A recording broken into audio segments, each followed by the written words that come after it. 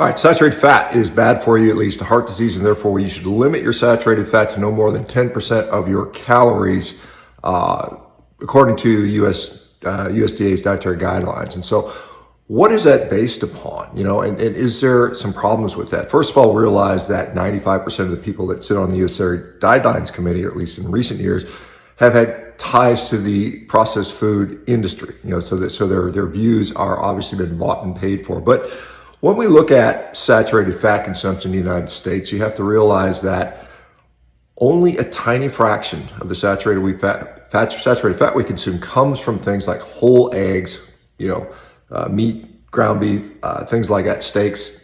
Most of the saturated fat, comes from products like desserts, baked goods, processed meals and of that sort. So is the saturated fat that comes, in the form of a food that is a whole food like a steak the same as, let's say, something that comes in a Little Debbie snack cake, right? They both have saturated fat. Which one should you limit?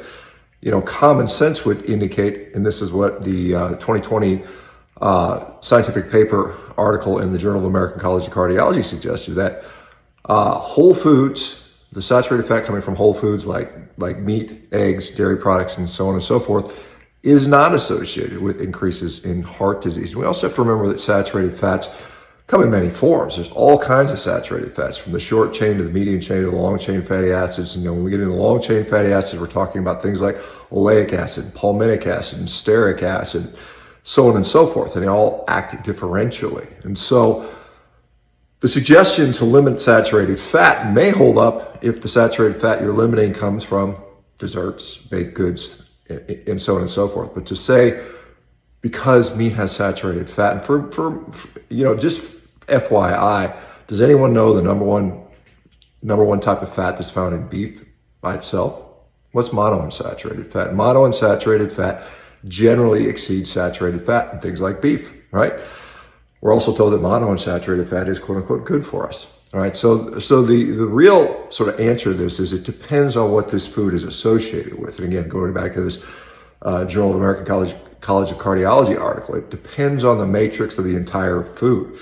Beef has a lot of things in it that are cardioprotective: carnitine, choline, carnosine. All these products that are unique to this also have protective qualities. And to say limit your saturated fat as a blanket rule is misguided.